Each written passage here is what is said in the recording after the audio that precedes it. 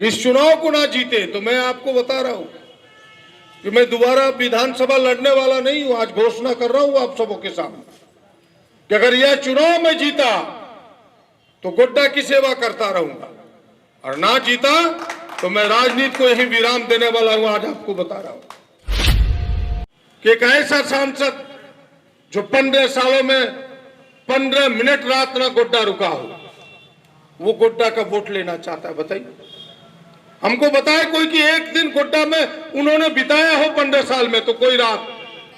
अंतिम चुनाव है, अगर जीत गया, जनता का आशीर्वाद, आपका परिश्रम हुआ, तब तो फिर कदम आगे बढ़ेगा।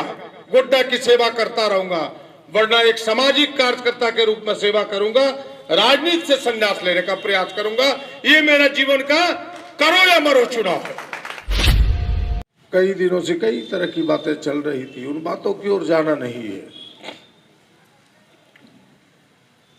वो बातें पुरानी हो चुकी है, और दूसरे की बातों की ओर भी जाना नहीं है जिसकी आप खूब चर्चा करते हैं। हमें लगता है उसका नाम लेना सबसे बुरा है। देहात में कहावत है, पश्चिमी में खास करके ये कहावत चलता है कि डायनीर न लेवे तो घरो उमर बढ़े कि चले कि नहीं, तो पश्चिमी तो भाई उसका नाम नहीं लीजिए। नाम लेने की कोई जरूरत नहीं है। लोगों ने पूछा, आज मैं दुमका उतरा, कोर्ट में तारीख था, वहां भी कांग्रेस कार्यालय गया, 150 कार्यकर्ता जुटे थे, फिर पत्रकार मित्र आए, तो भाई कोई कह रहा है कि हम प्रचार नहीं करेंगे। बोले, हमने कहा कि भाई वो बड़े लोग हैं, अब कोई हवाई जहाज पर चलने वाले लोग हैं, और हम टूटे चप्पल पहन करके सड़क पर चलने वाले लोग, उससे मेरी क्यों तुलना करते हो। और मेरा तो विश्वास है, हमारा तो एक ही पंक्ति है, जनता जनार्दन है, यानी जनता ही मेरे लिए भगवान है। तो हम भगवान के दरवाजे पर आशीर्वाद लेने ना जाए तो किसके दरवाजे पर जाएंगे, यही मेरा विचार है। और हम जाएंगे, हम पहले भी जाते थे, चुनाव के पहले भी भगवान का, जनता जनार्दन का आशीर्वाद लेते हैं, उनकी सेवा करते हैं। चुनाव के बाद भी जाते हैं, तो चुनाव में भी घर घर उनके दरवाजे पर जाए,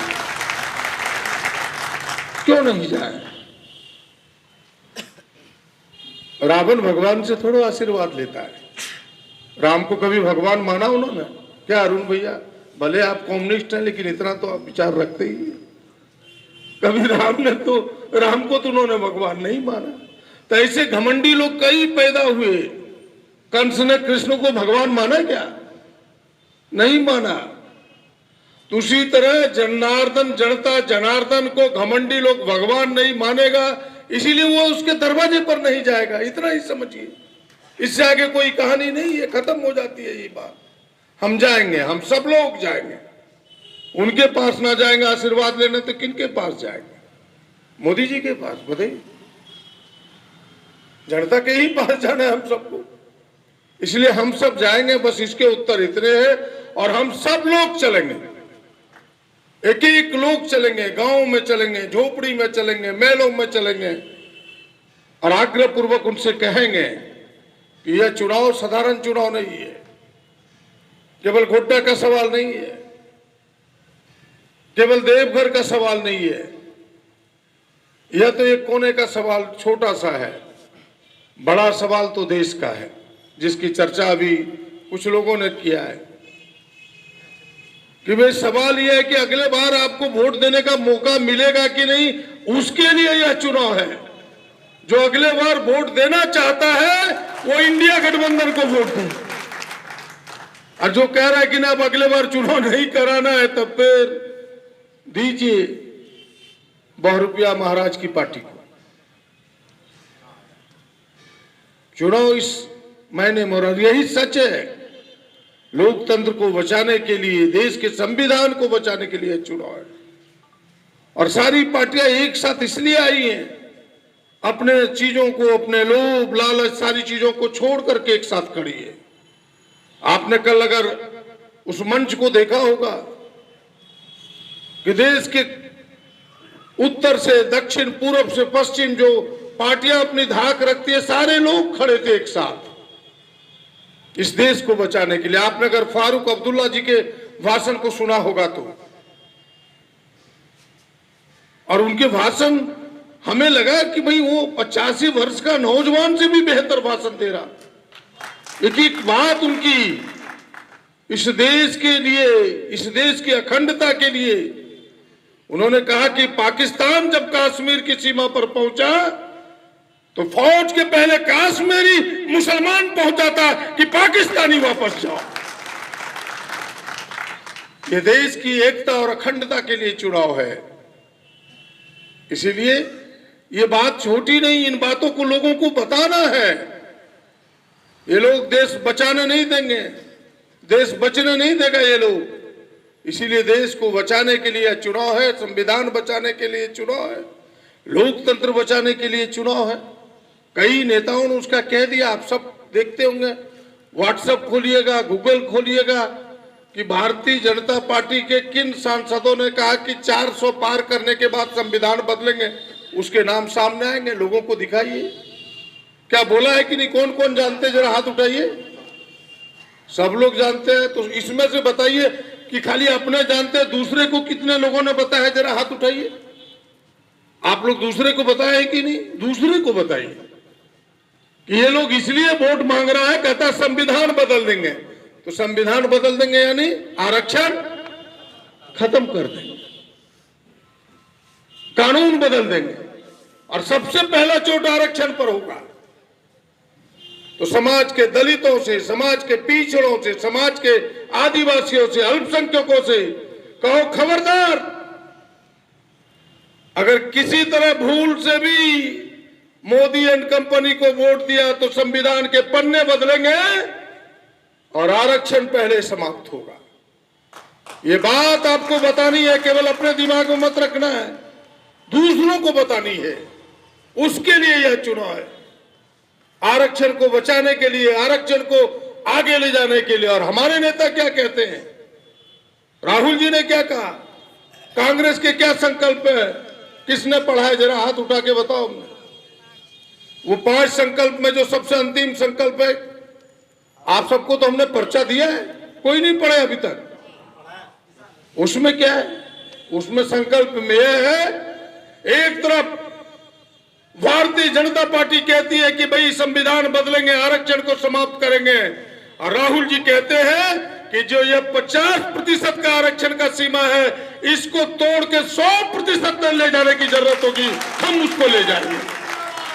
यानी जिसकी जितनी भागीदारी उसकी उतनी हिस्सेदारी।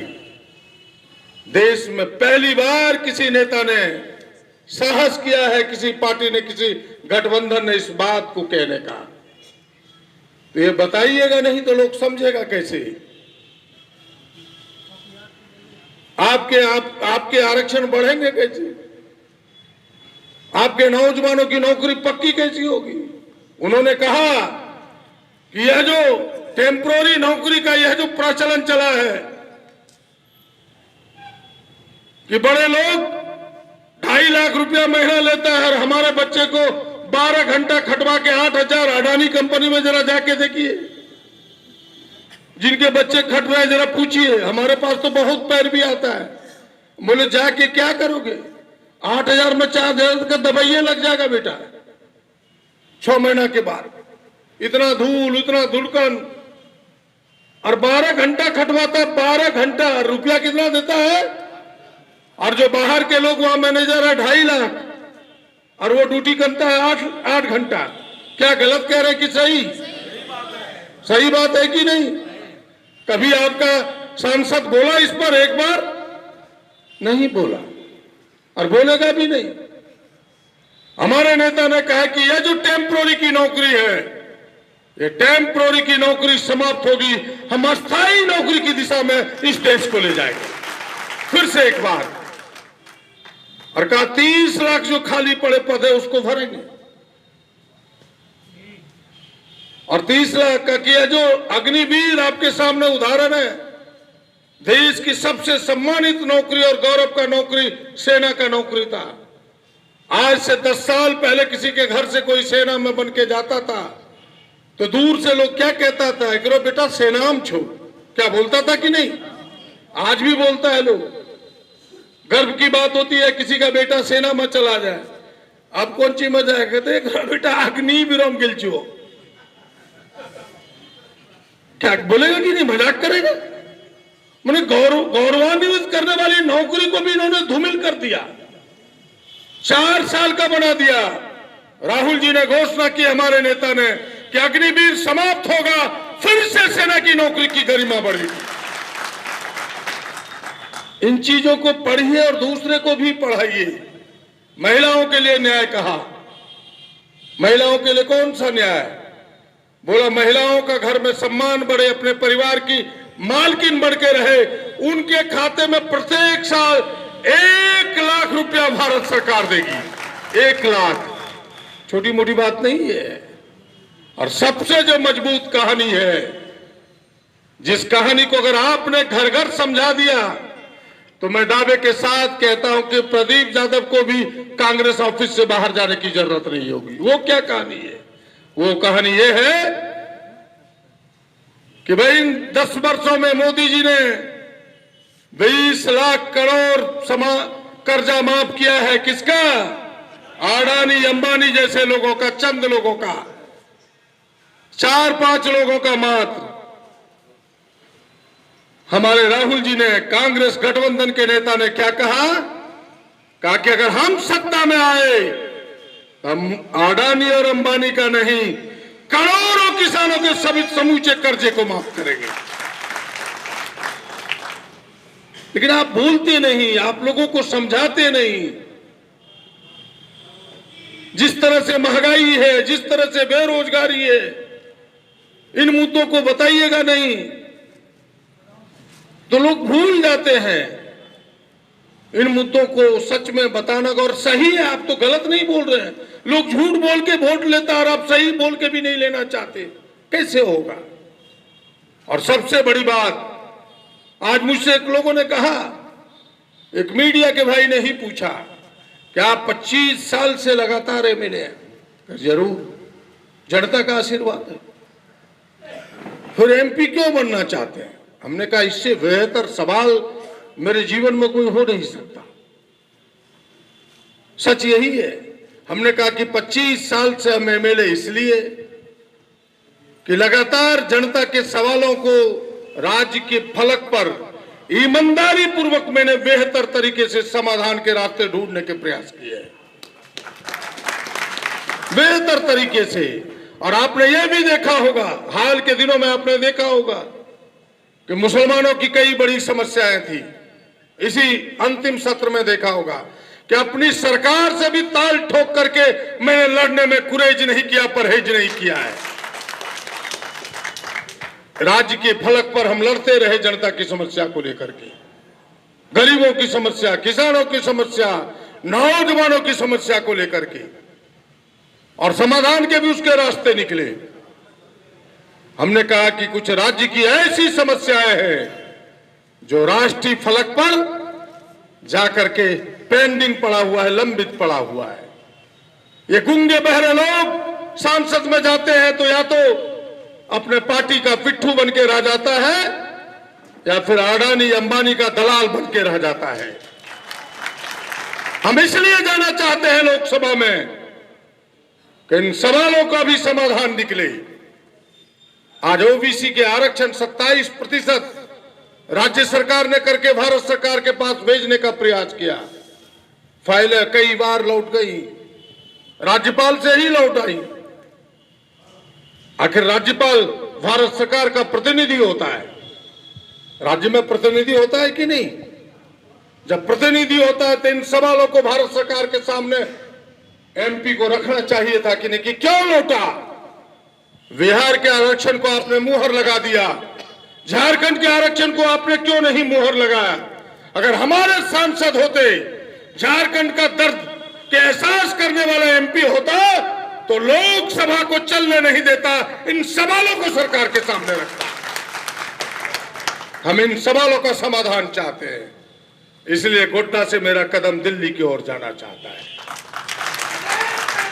हम राष्ट्रीय फलक पर इन सवालों को रखना चाहते हैं। इतना ही नहीं, हमने कहा कि हम झारखंडी हैं, खतियानी आधार पर हमारी पहचान हो।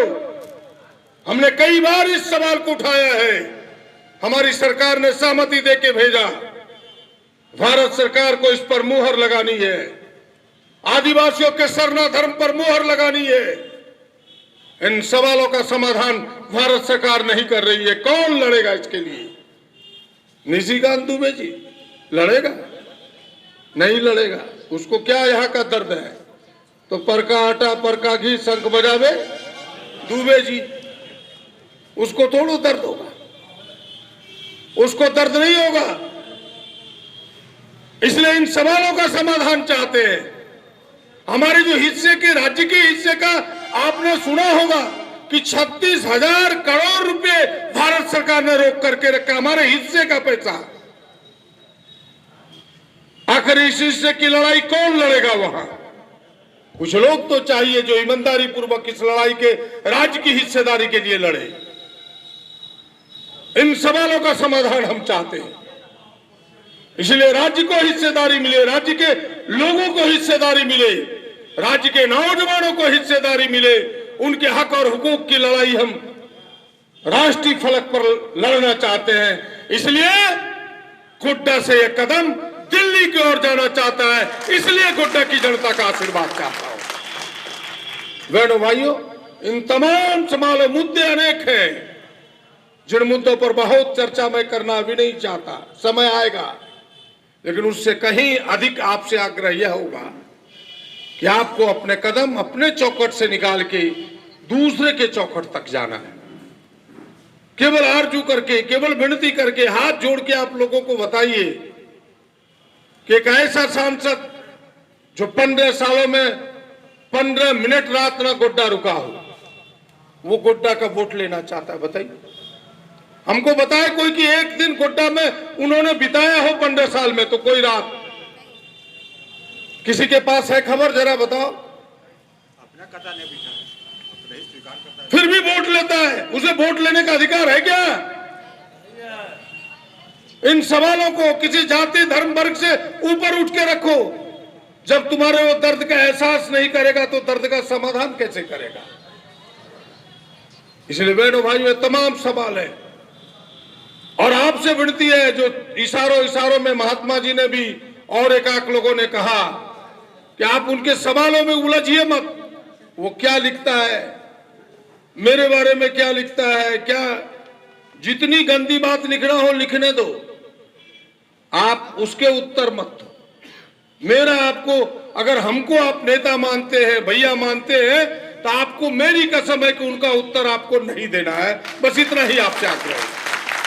उसका उत्तर जनता देगी, उसका उत्तर जनता देगी। पहला आपसे ये आग्रह है।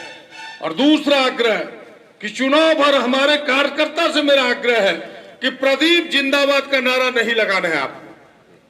इससे वोट नहीं बढ़ता है, इससे वोट नहीं बढ़ता है। आपको नारा लगाना है इंडिया गठबंधन जिंदाबाद, राहुल गांधी जिंदाबाद, सोनिया गांधी जिंदाबाद, हेमंत सोरेन जिंदाबाद, कई नेता हैं, लालू प्रसाद यादव जिंदाबाद, कई लोग हैं, दीपांकर भट्टाचार्य जिंदाबाद, कई बड़े बड़े नेता हैं, उनके नामों की चर्चा कीजिए। इसका जिंदाबाद अपने हो जाएगा जिस दिन आपकी मेहनत रंग लाएगा और 4 जून को जब यहां से हाथ छाप ऊपर उठेगा, आपका प्रदीप भैया जिंदाबाद अपने आप हो जाएगा। लेकिन चुनाव भर ये जिंदाबाद आपके मुंह से नहीं हो। अगर जनता किसी गांव में हम जाएं और जिंदाबाद करेगा तो मेरा उत्साह बढ़ेगा। लेकिन स्वयं आप करते हैं तो हमें वो न तो प्रिय लगता है, न तो दूसरे को सुनने में भी प्रिय लगता है, जो मेरा एहसास है और हमने सही एहसास किया है। इसलिए आपसे विनती होगा कि मेरे नाम का जिंदाबाद नहीं होना चाहिए। कुछ लोगों को अच्छा लगता है, कुछ लोगों को खराब भी लगता है, अपने नेता खाली जिंदाबाद करेंगे। इसलिए आप मत कीजिए जिंदाबाद। बहुत जिंदाबाद करना है तो हाथ छाप जिंदाबाद कीजिए, कम से कम आपके सिंबल का प्रचार होगा। मेरे नाम का तो यहाँ घर घर में जानता है लोग कि प्रदीप भैया खड़ा हो रहे, प्रदीप भैया जाने चाहिए।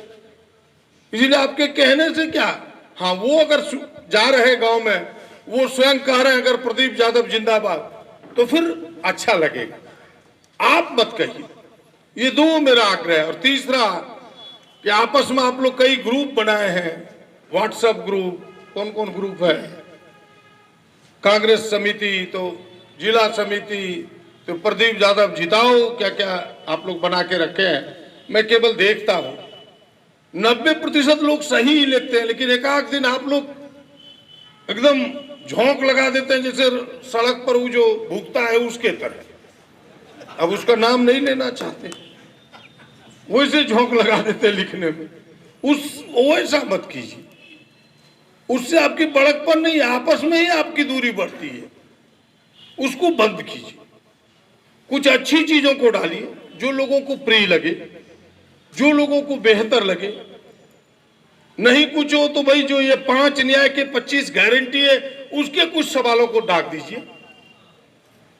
कुछ माले के भी चीजें अच्छी अच्छी आई है। कल मैं दीपांकर भट्टाचार्य के भाषण को सुन रहा था, उसको डाउनलोड करके कि ये हमारे गठबंधन के नेता का है। कुछ झारखंड मुक्ति मोर्चा की कुछ अच्छी बातें हैं, कुछ राष्ट्रीय जनता दल की अच्छी बातें हैं जो हमारे सहयोगी, उसको डाल दीजिए कि ये राष्ट्रीय जनता दल का कथन है जो हमारे साथी है, ये माले का कथन है ये हमारे साथी है, ताकि लोग जान सके कांग्रेस का ये कथन है जो आपको मदद करेगा, आपके माहौल बनाने में मदद करेगा। और ये नुक्ताचौनी, ये भौं भां, इससे मदद नहीं होगा, इससे दूरियां बढ़ती है। और फिर देख करके फिर हमको अंत में लिखना होता है, जब हम पढ़ते पढ़ते उकता जाते हैं तो मुझे डालना पड़ता है कि कृपया इसे बंद करें, फिर आप लोग बंद कर देते हैं। तो ये अच्छी चीजें नहीं है। और जो अभी नंद किशोर झा जी अपने गार्जियन है, जो उन्होंने कहा कि पुरानी बातों को भूलिए, सारे लोग एक हैं। और आप सबको बताऊं कि रात में भी फुरकान साहब, संजय बाबू, हम लोग 2 घंटे तक बैठे थे। कई चुनाव की रणनीतियां बनी है, सब लोग बैठेंगे एक साथ, सब मिलके करेंगे। और आपको बताएं कि कोई दूरी नहीं है, कोई तफरका नहीं है, सब लोग मिलके हम सब आगे चुनाव लड़ेंगे। कल भी जाने वाले हैं उनके घर पर, लेकिन कल उनका शायद पोता को उनको कहीं बाहर भेजना है, तो आज फोन पर बात हुई थी फुरकान साहब से, बोला अगर नहीं गए बाहर तब तुमको फोन करेंगे, आना तब बैठेंगे। तो कई हम लोग बात कर रहे हैं, आपस में आगे बढ़ा रहे हैं। अभी वासुदेव जी ने कहा, वासुदेव जी ने कि हमारे हम एक बैठक रखेंगे।